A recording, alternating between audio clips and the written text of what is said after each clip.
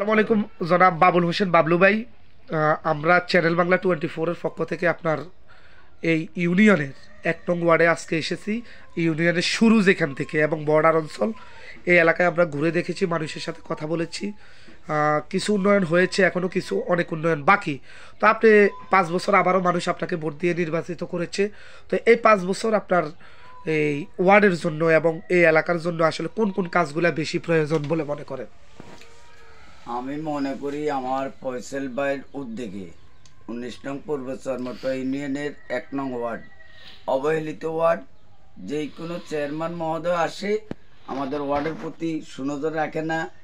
আশা করি এখন ফয়সাল ভাই আমাদের ওয়ার্ডের বাসীর জন্য সুনজর রাখবেন। আমার কাঁচা সড়ক 2টা, এগুলা পাকা নির্ণয় করার জন্য প্রস্তুতি নেওয়ার দরকার।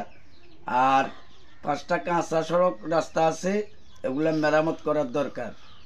আর বিশেষ করে আমাদের গ্রামের ছেলেমেয়েরা দূর দূরান্ত পড়ালেখা করার জন্য যাওয়া লাগে, এই আশাবাদ না রাখি আমাদের ওয়ার্ডে একটা প্রতিষ্ঠানের দরকার ছিল এবং করা দরকার।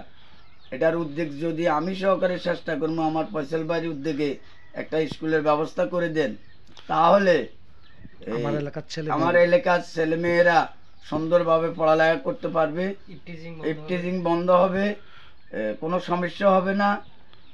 এই আর বাজারে পশ্চিম চরমোটর নতুন বাজারে একটা লেফটিনের প্রয়োজন, ওটাও যেন সুনজর রাখেন। এই ইতিমধ্যে আমাদের এটা দিয়ে দেন। আর বর্ডার সাইড লক্ষ্মীপুর বর্ডার সীমান্ত চুরি ডাকাতের ভয়াবহ, তবে আমাদের ফয়সাল ভাইও ইনশাল্লাহ উদ্যোগ নেবেন, আমরা উদ্যোগে আছি, এগুলা বন্ধ হয়ে যাবে। আর আপনার এলাকার বাবলু ভাই, আপনার এলাকার যে ধর্মীয় প্রতিষ্ঠান মসজিদ, এগুলার কি অবস্থা? আমাদের মসজিদ 7টি, 2টা মোটামুটি ভালো আছে, আর 5টা মসজিদ অবহেলিত। এদের আরো সুন্দর করার জন্য চেষ্টা করব। আর আপনার এলাকায় গরিব দুঃখী বা বাতাভোগী ভোগ করার মতো লোক কেমন আছে? আমরা গত 5 বছরে 100-150 লোকের বাতা দিয়েছি, এখনো বাতা 200-300 লোকের প্রয়োজন। তাও আমরা দিতে বাধ্য, যদি আমাদের চেয়ারম্যান সাহেব আনি আমাদেরকে সহযোগিতা করে, আমরা যারা বাতা পাওয়ার উপযোগী তাদেরকে দিব। জি বাবলু ভাই, আপনাকে ধন্যবাদ। আমরা আমাদের চ্যানেলের মাধ্যমে, পত্রিকার মাধ্যমে তুলে ধরবো আপনার এই ওয়ার্ডের অবস্থা।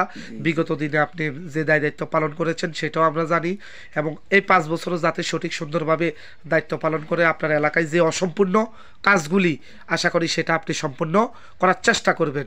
ধন্যবাদ আপনাকে।